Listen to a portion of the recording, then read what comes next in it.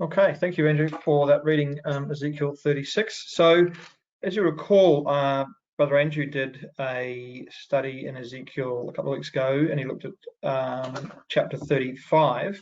And chapter 36 is really a continuation on from chapter 36. These two chapters are really quite tightly linked up.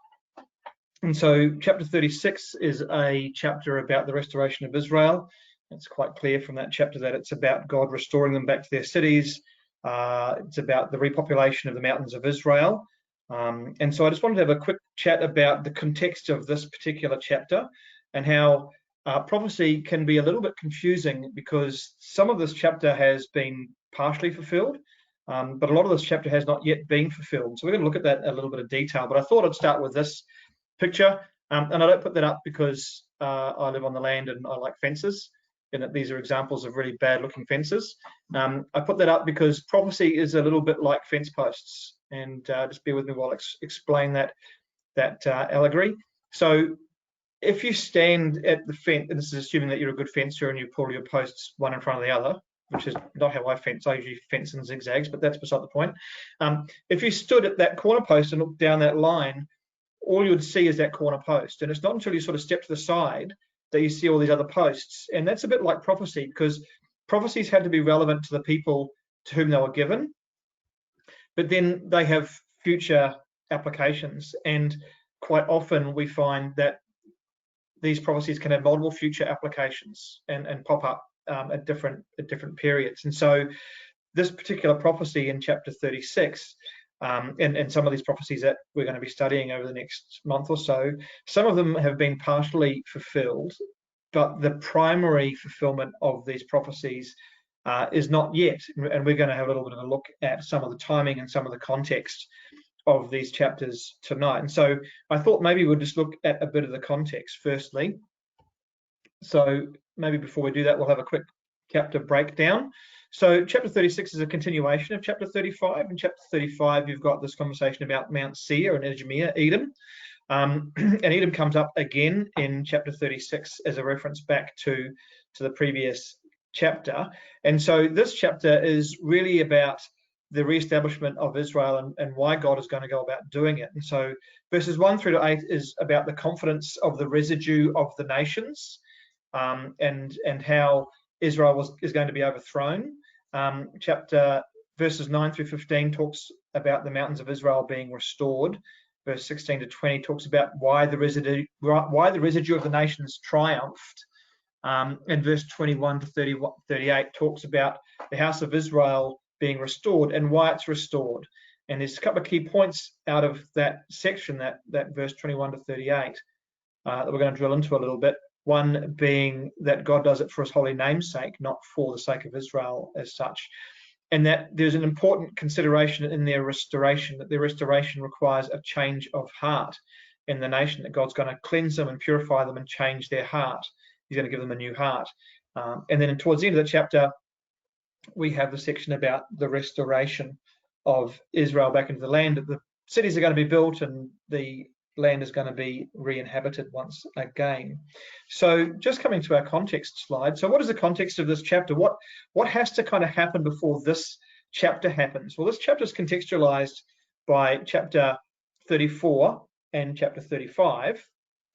So if we come back briefly with me to chapter 34, we read there in verse 23 to 24, God says, I will set up one shepherd over them, and he shall feed them, even my servant David, and he shall feed them, and he shall be their shepherd, and I, Yahweh, will be their God, and my servant David will be a prince amongst them.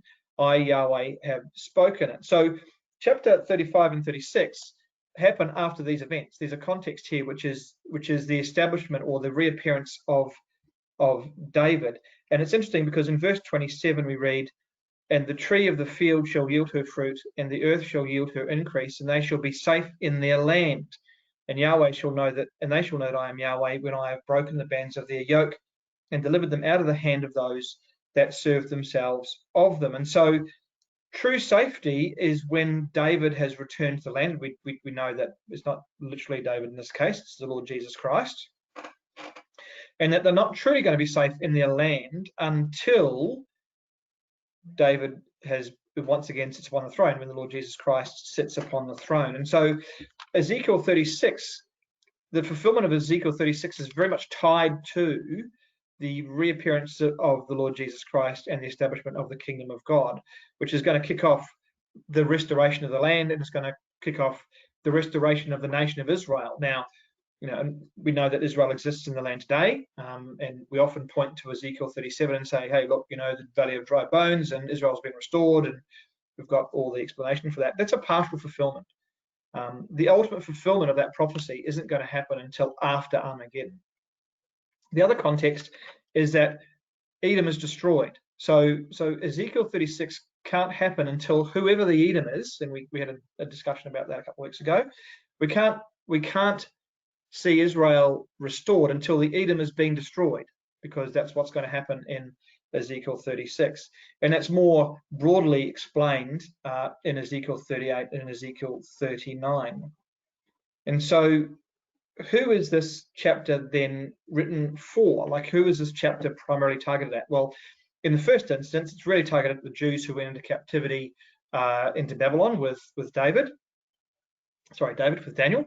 And then this initial fulfillment of this prophecy was really the restoration or the return of Israel back into the land after that 70 years in captivity. But the future applicability of this chapter is very much in its primary fulfillment sense in our future. It's post the Gogian assault on the land of Israel. It's going to be post the destruction of the Euro-Russian Confederacy. And so maybe just to help with some of the timelines, we'll have a quick look at this chapter. There's a couple of verses in chapter 36 which you might want to highlight because they give us a good timestamp. It says there in verse 3, this phrase, the residue of the nations. Thus Yahweh said, because they've made you desolate and swallowed you up on every side, and ye might be a possession unto the residue of the nations. And he says it again in verse 4. Therefore, ye mountains of Israel, hear the word of Adonai Yahweh. Thus saith Adonai Yahweh to the mountains, and to the hills, to the rivers, and to the valleys, to the desolate wastes, and to the cities that are forsaking, which become a prey and a derision to the residue of the nations. And again in verse 5, this phrase comes up again, the residue of the nations. And so who is this residue of the nations? Well, the residue literally means that which is left over, that which remains, the remaining nations. And so the context of this is that there are a whole bunch of nations at one point, and a whole bunch of those nations have been destroyed, which leaves the residue of the nations. And so contextually, what we're talking about here is a series of events that's happened after a major war, after a major series of events.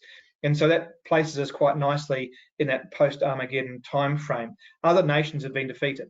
And when we read through Ezekiel 38, we find that it's the Anglo-Saxon nations, the ships of Tarshish, the young lions thereof, and Sheba and Dedan, and those nations are the ones who are defeated. And so they disappear off out of the story, and we're left with this residue, this remaining group of the nations. Now we know that Israel is not in the land. We're told that in Zechariah chapter 12. Come across to Zechariah chapter 12. If that's news to you, so you're probably like, oh, he just said that Israel's not in the land. So I'm going to prove it to you. We've got a nation called Israel, but that's not really the full Jewish nation.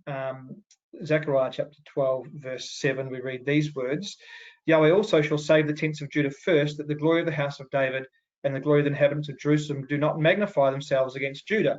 And so we've got a partial fulfillment with the nation of Israel being established in the land of Israel, but it's not a primary fulfillment. The full nation of Israel does not occupy that land today. And Zechariah 12 is obviously in the context of Armageddon, because we read there, behold, I will make Jerusalem a cup of trembling unto all the people round about, when they shall be in the siege, both against Judah and against Jerusalem. And so it's very focused on Judah, and that's verse 2 of chapter 12.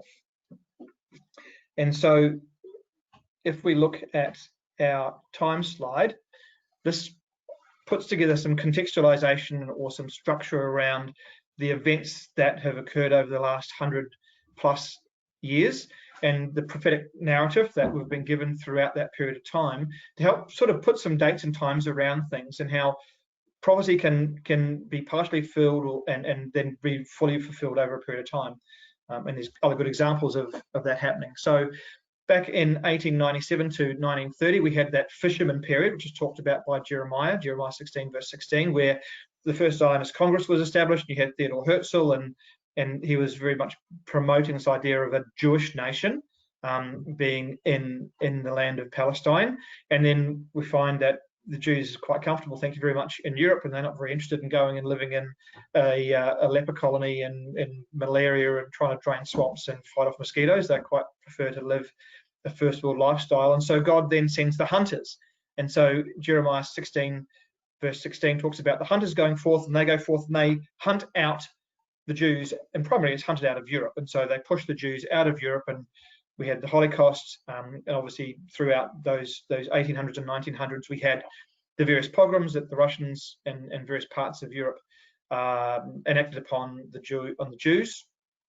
And as a result of that, the Jews were trickling back, and then there was a massive flood when the British Mandate was over and Israel formed a nation in its own right in 1948.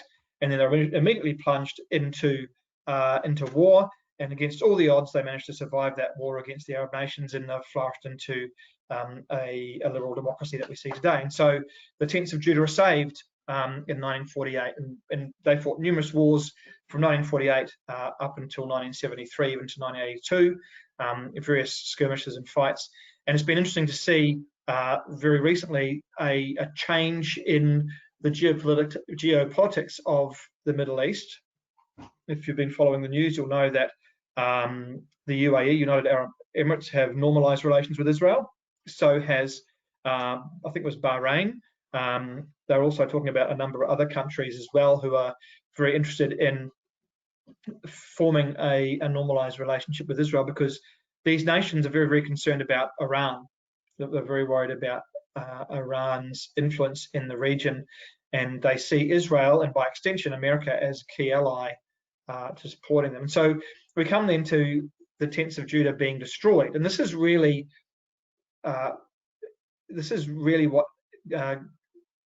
Ezekiel 38 is about. It's about the destruction of the tents of Judah, because the vast majority of Jews aren't actually in the land of Israel. And so we're told we've got these 6 or so chapters in Ezekiel which talk us through the various events leading up to and then into Armageddon and then post-Armageddon. And so we find that Gog is destroyed. We're not sure. I'm suggesting 2020 something. Elijah saves Israel, got the Valley of Dry Bones. Elijah brings the nation back, and the nation is reformed as the complete nation. Again, the tents of Israel are going to be saved first, because the immediate nation of Israel has fled into the West Bank, and they'll be returned. And then Israel's rebels are purged through the wilderness of nations. We read about that in Ezekiel 20. Gog is destroyed, and then we get to what is the mid-heaven proclamation in Revelation 14, which is the saints going out to the nations and saying, Christ is king. It's time for everybody to submit to the king of heaven that God has established in his throne in Israel, and facilitate the return of the Jews. And Tarshish is going to be, or UK, the Commonwealth, are going to be material in bringing them back. And we find that Sheba and the Tarshish nation submit. The Commonwealth submits to that rule, because they are the ones who are defeated in Armageddon.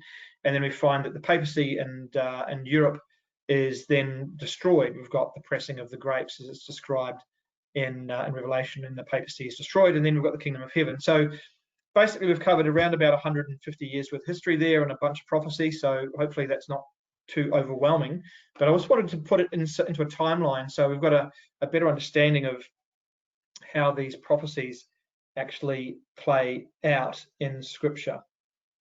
So Israel, only 30% of Jews actually live in Israel, so it's about a third.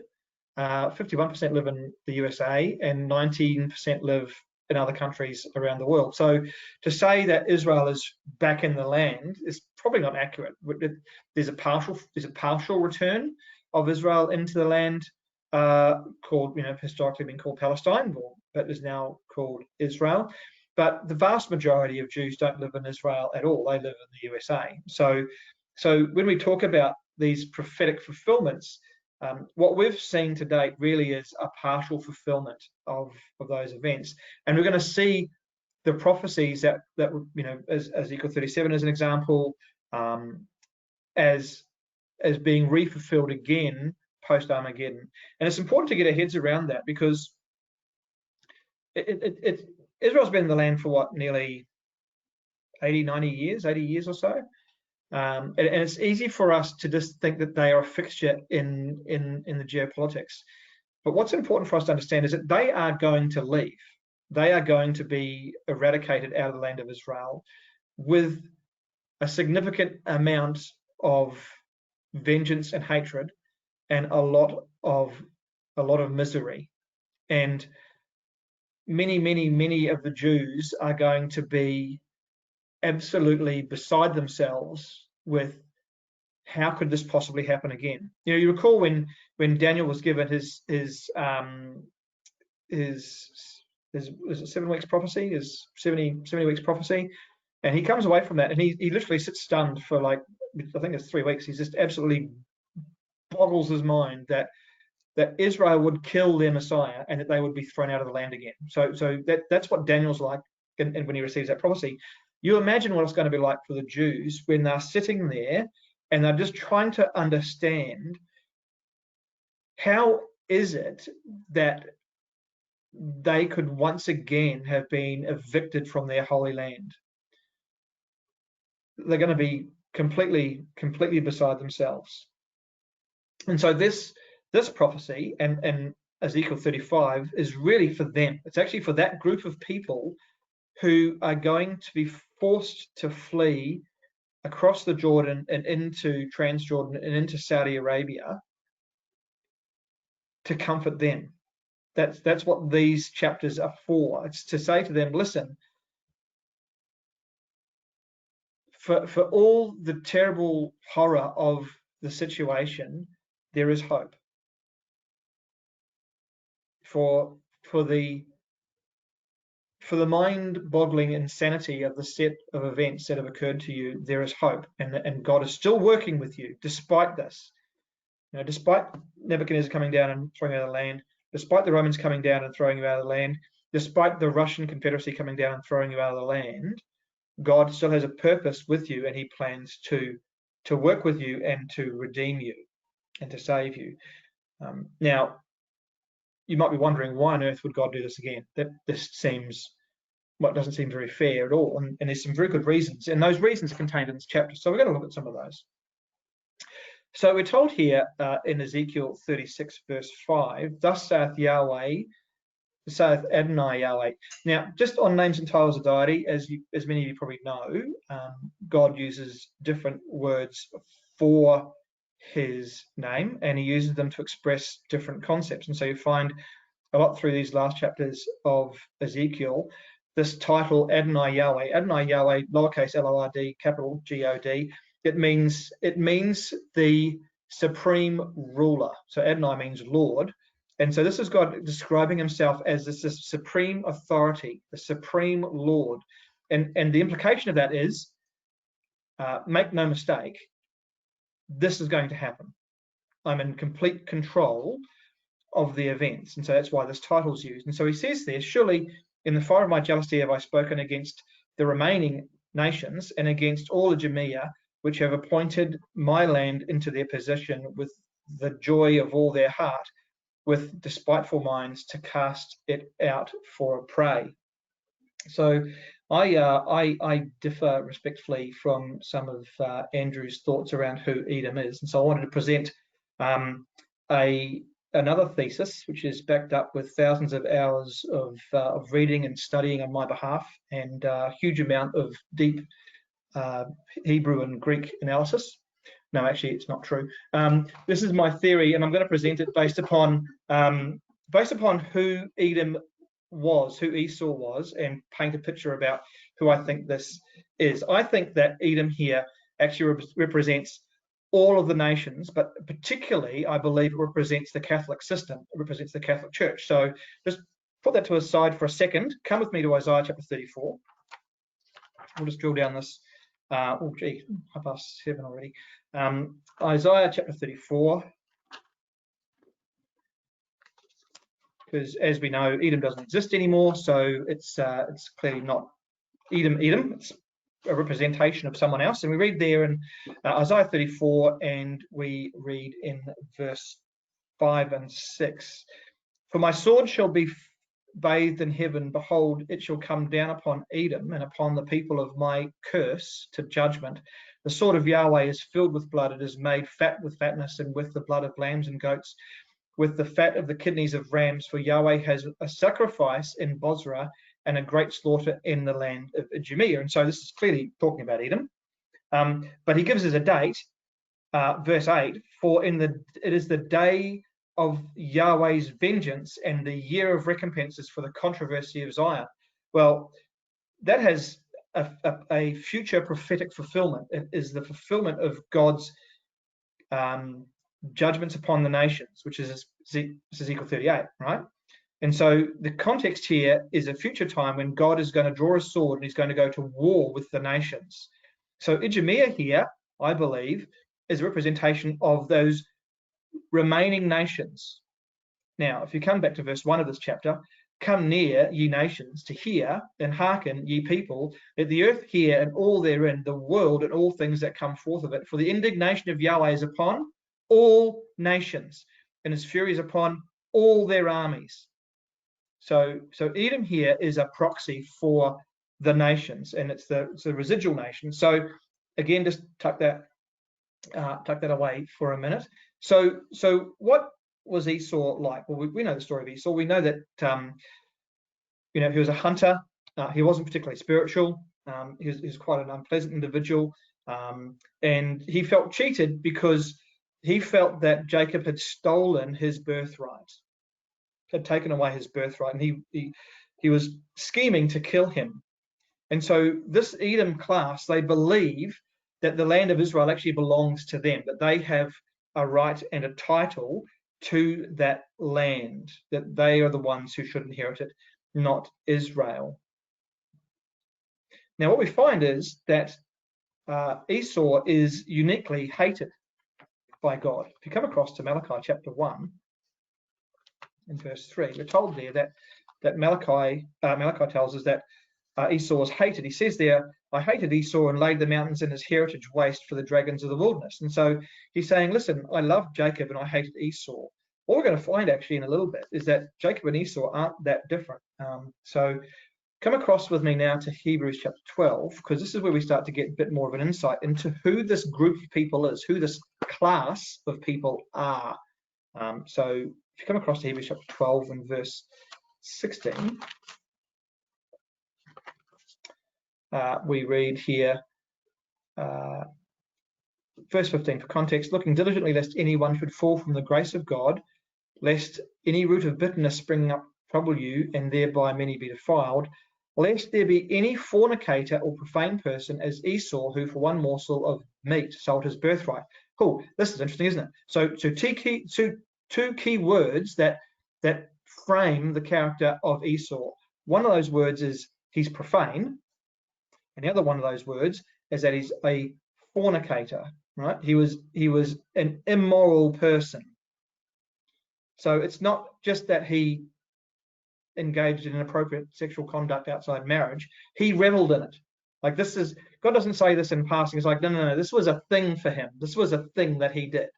This was a thing that he was very much into. Very much like the world we're in today. They're very much into this, aren't they?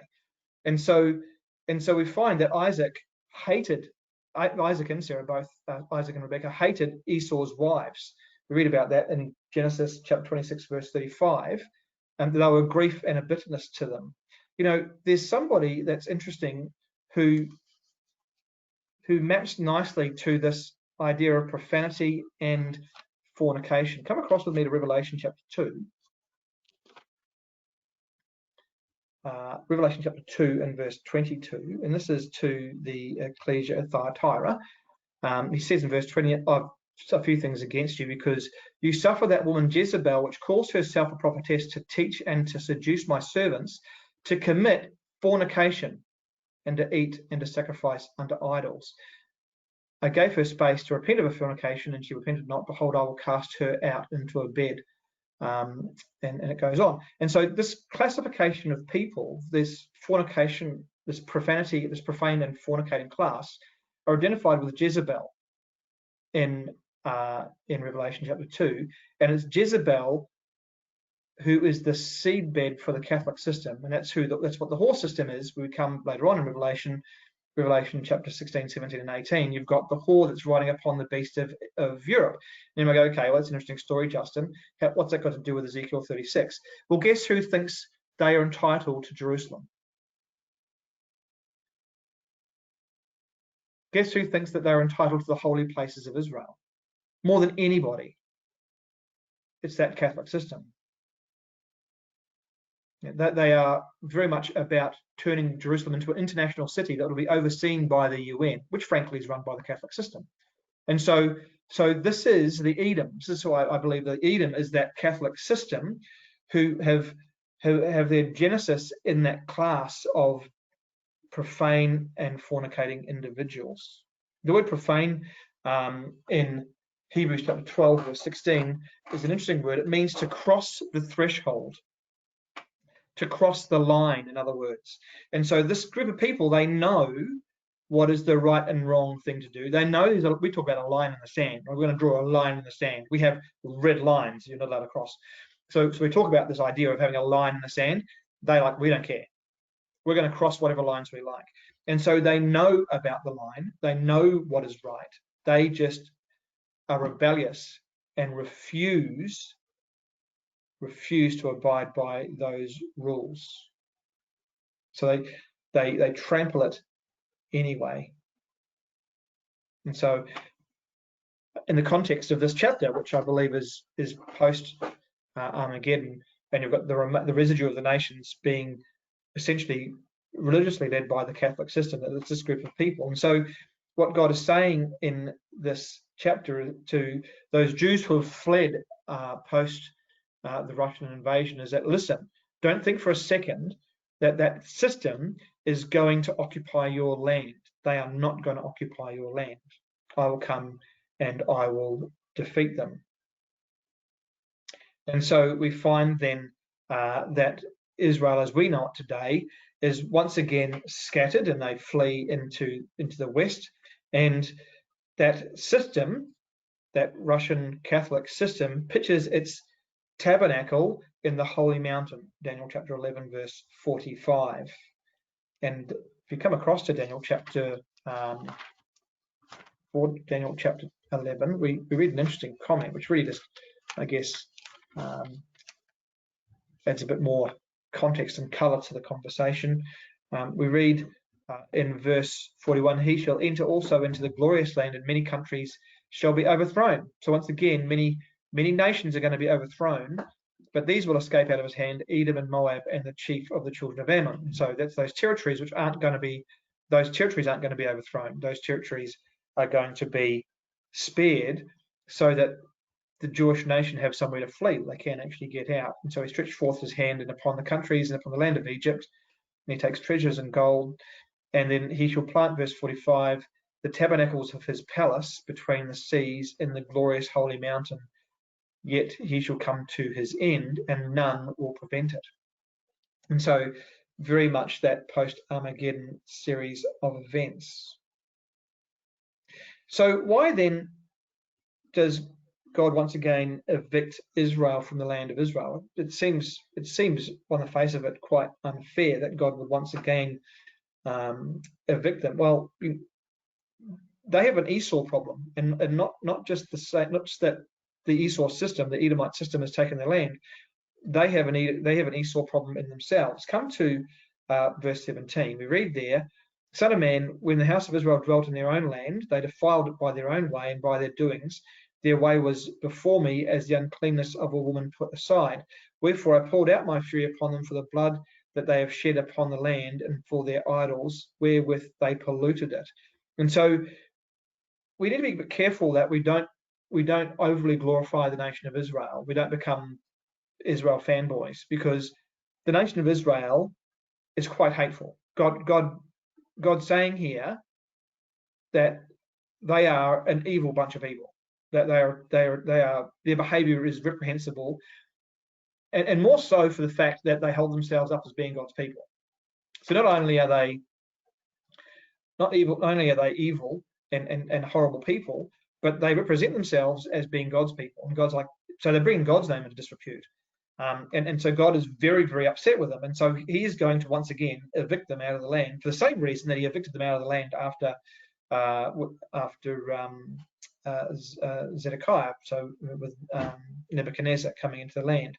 But we read there in verse 20, when they entered unto the heathen whither they went, they profaned my holy name when they said to them, these are the people of Yahweh and are gone forth out of his land. And so recall that the characteristic of Esau was profanity, and here is Israel who are also profaning the name of God. And so God is going to judge them, and he's going to judge them in the nations, and that's including the tents of Judah. This word profane literally means to violate the covenant, to treat something that is holy as though it is just common. And so once again, they knew it was right. They knew what was the right thing to do, but they rejected those things. And what we find is that in Zechariah chapter 13, verse 18, we're told that 2/3 of the Jews are destroyed through this process of refining the nation of Israel. And so they are made to pass under the rod. God sends Elijah and a group of saints to go and bring them out of the nations. In that process of bringing them out of the nations, many of them are winnowed out. Many of the wicked are winnowed out. And so many are destroyed through that process. Why? Because they blaspheme the name of God. They are murderous. They are immoral.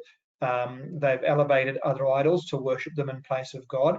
And so God's perspective is, well, you don't deserve to be in my land. You should no longer be in my land. And so, for all the history that is Jerusalem and for the holy places that Jerusalem holds, Jerusalem as a city is no different to Auckland or to Sydney or to New York or any modern Western liberal city. It's got all the evils and all the vices that all those other cities have. And that is a problem.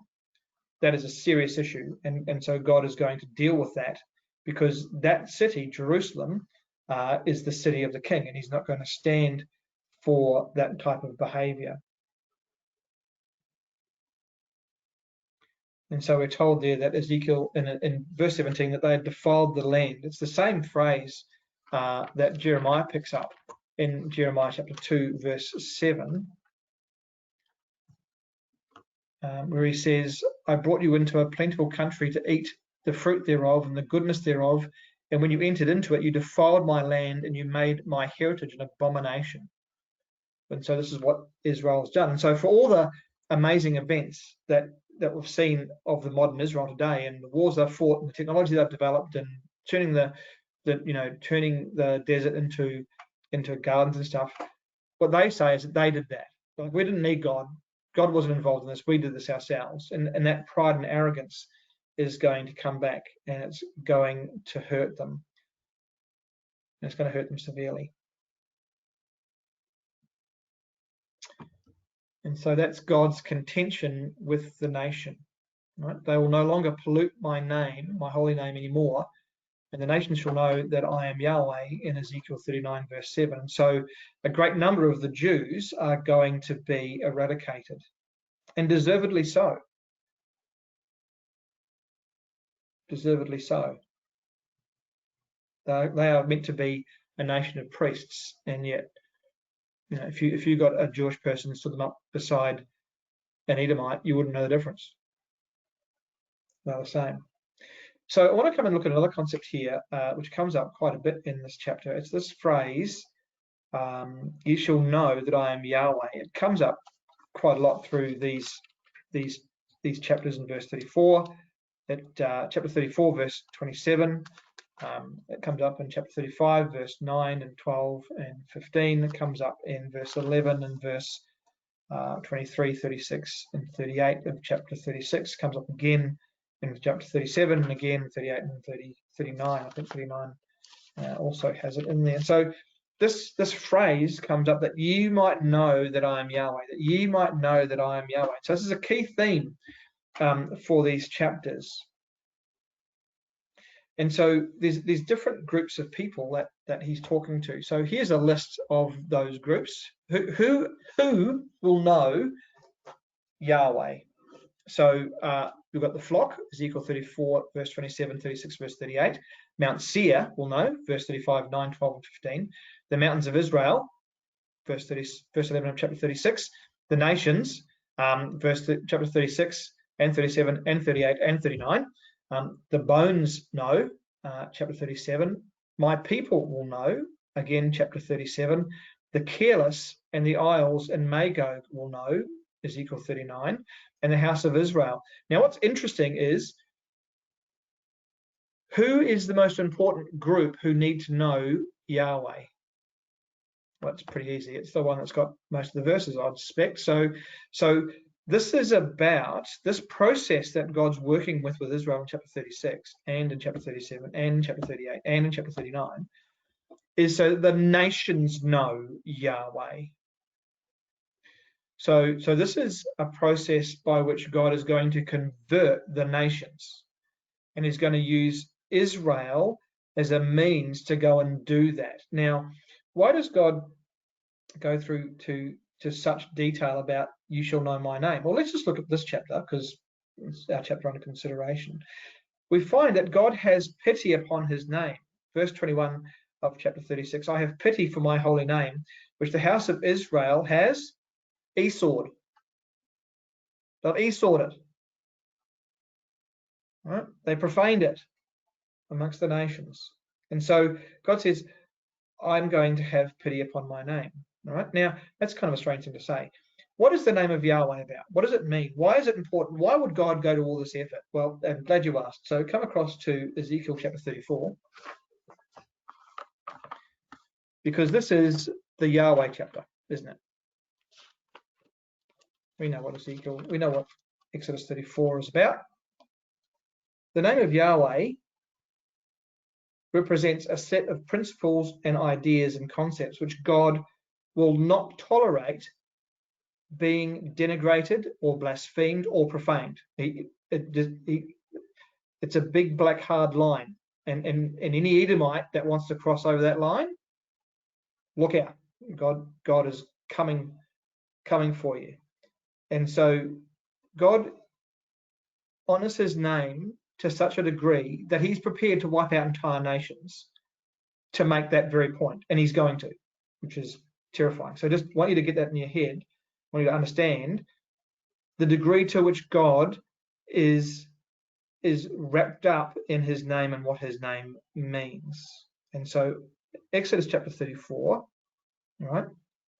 He uses this phrase actually in verse 14 of Exodus 34. He says, for you shall worship no other God, for Yahweh, whose name is jealous, is a jealous God. Right? So the idea of jealous there isn't that God feels like he's being jilted because somebody's gone somewhere else. It's that he is zealous and passionate about what his name represents. And if you're called by his name, or if you represent his name, then you had better be lined up with the principles by which that name is understood and presented in the real world. And so God says, my name is jealousy. So if you've ever met somebody who's jealous, they're implacable. You can't reason with a jealous person. They're murderous. They just want a short, quick death is not good enough for a jealous person. Right? They are driven with a high degree of malice and rage at the target of the one who has caused them to be jealous. And so what are the principles then? What does God's name represent? Well, it's pretty easy, because we're told in this chapter. Yahweh said in verse 1 to Moses, go and get yourself 2 tables of stone, like the ones you had last time and broke. And I will write upon them once again the 10 commandments, which is what I wrote the last time. Right? And so whatever God's name is, it's tied up with these 10 commandments, these 10 key principles. And then what happens? Because Moses asked God to show him God's glory. God says, fine, I'll show you my glory. And so in verse 5, it says, Yahweh descended in a cloud and stood with them there and proclaimed the name of Yahweh. Okay, so here's the name of Yahweh once again, right? This is what the nations are going to learn. They're going to know what God stands for. Yahweh passed by him and proclaimed, Yahweh, Yahweh El, merciful and gracious, long-suffering and abundant in goodness, which is fantastic. We all want that. And truth. Oh, hold on. There's a bit of a hook in that one, isn't there? Truth has to be involved. You don't just get all the good stuff. You also need to be aligned with the truth. And it's not your truth. It's God's truth. Keeping mercy for thousands, forgiving iniquity and transgression and sin, and that will by no means clear the transgressors, visiting the iniquity of the fathers upon the children, upon the children's children, until the third and to the fourth generation of them that hate me. We find that in chapter 21, I think it is, or chapter 20, that additional bit of information. So this is what Yahweh's name is. It's the perfect balance of justice and mercy. And it's tied into these 10 principles, these 10 commandments. And God's saying, I'm going to wipe out nations because they don't get it and they refuse to listen to who I am. And so these principles are tied up in God's name. Now, the rest of the chapter is kind of interesting because he goes on and he basically does a thumbnail sketch of the entire law system, including the feasts, right? So he talks about the feasts and the offerings and the laws, verse 15 to verse 27. The principles of the name are all contained in those concepts, that Israel is to be a nation of priests. And he goes and he talks about, in verse 26, the first fruits, which is, the first fruits is the first indication of the blessings of God. That's what the first fruits represent. It's the first part of the harvest. You had to go and cut down a sheaf. We looked at this in our Proverbs class a couple of weeks ago. Cut down a sheaf, you had to go and take that, leave your crop behind, hope that nobody came and stole it, and you'd take that to the priest, and you'd offer it to the priest, and you'd go home. And there is something weird, though, in this verse 26. Come across to verse 26 of this chapter. Something quite bizarre. Like, it's sometimes you read a verse, and you're like, what is that doing there? Like, that is just such a random thing. So remember, the context here, right, is the feasts, and it's the law, and it's justice, and it's mercy. Right, we see, verse 25, thou shalt not offer the blood with the sacrifice of the leaven, neither shalt the sacrifice of the feast of the Passover be left until the morning. So there's all these different statutes and specific information. Verse 21, 6 days you can work, and 7th day you've got to keep it holy. Verse 22, you've got to observe the Feast of Weeks, you're going to do the wheat harvest, and you've got to do the ingathering, and all this detail around the law. And then he says something which is just plain bizarre.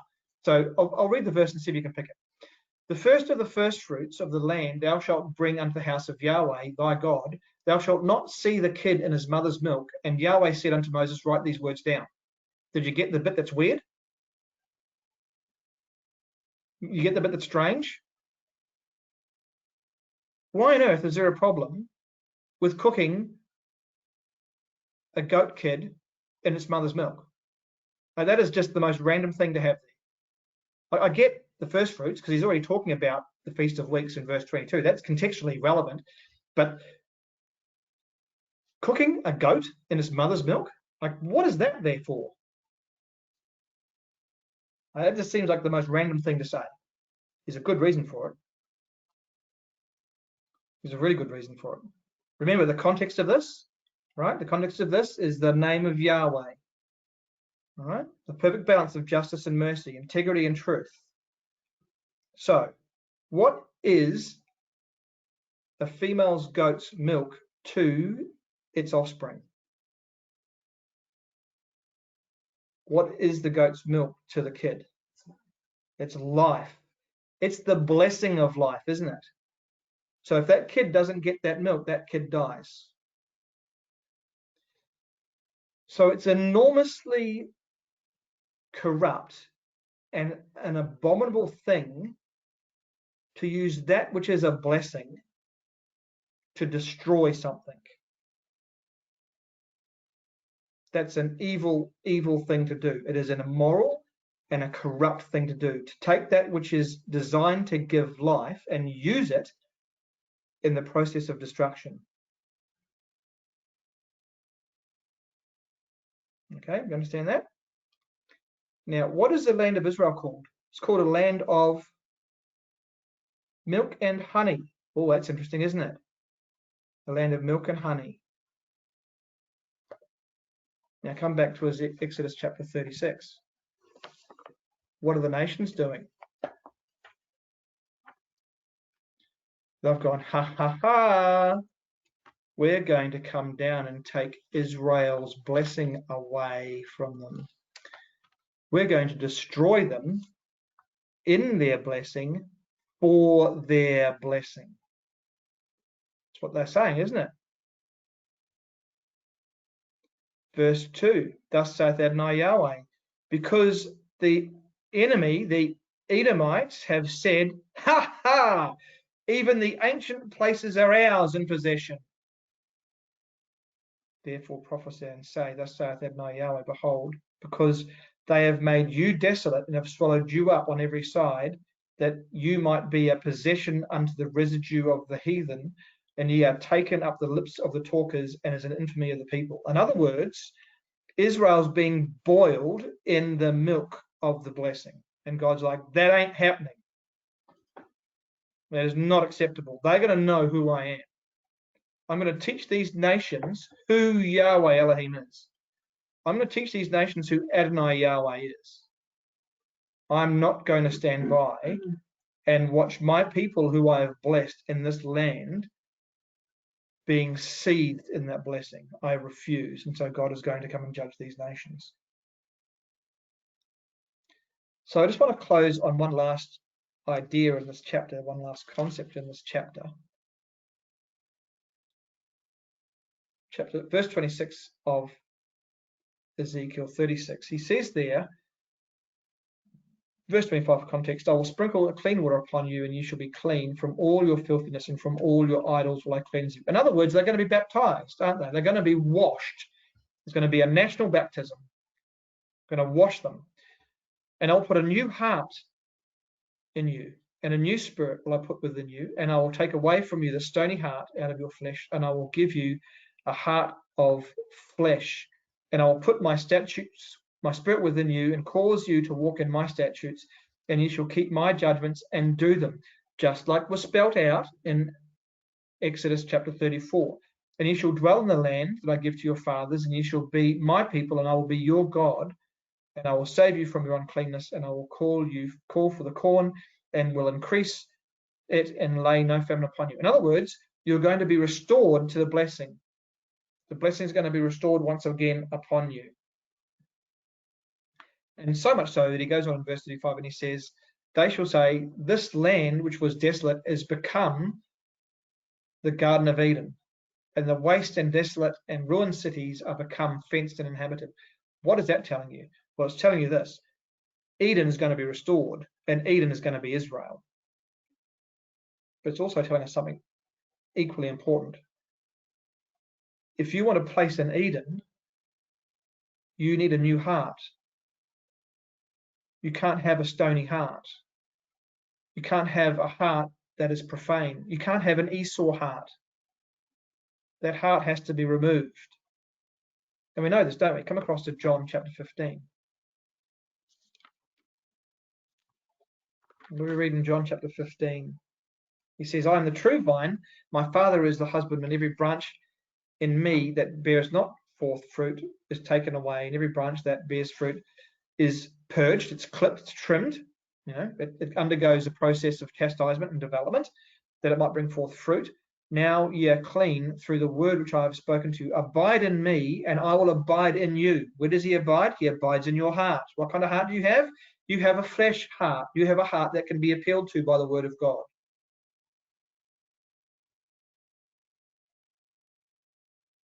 As the branch cannot bear fruit by itself, it must abide in the vine. No more can you, except you abide in me. I am the vine, ye are the branches. He that abides in me, and I in him, the same brings forth much fruit. And so, brothers and sisters, we are called to enter into Eden. We are called, our hope is that we might be in Eden, that we might find our place in God's kingdom, the restoration of all things, as Peter describes it. But to do that, we need to have a different heart. You know why Adam was thrown out of Eden? Eden, very similar words. You know why he was thrown out? Because his heart changed. His heart wasn't good enough for Eden. Because when he chose to sin, his heart changed. He stepped over the line. He became Esau. And God's like, there's no place in my kingdom for an Esau. And so Adam and Eve were evicted from Eden. And so they had to go through a process of being reformed. Brothers and sisters, God spends a lot of time trying to get Esau out of us. He spends a lot of time trying to get us to stay on the straight and narrow, to stay inside the lines, to be true to him. And we need to submit to that and allow God's work in us to develop that heart of flesh, that heart that can be appealed to. And so may we then adopt that perspective, that we allow and we pray that Christ might abide in us and that he might become our motivation, and that we might bring forth much fruit to him. That's the transformation of the heart, the adoption of the word, the restoration of Eden and all things. So that brings me to questions. Any questions? Any comments? Any thoughts?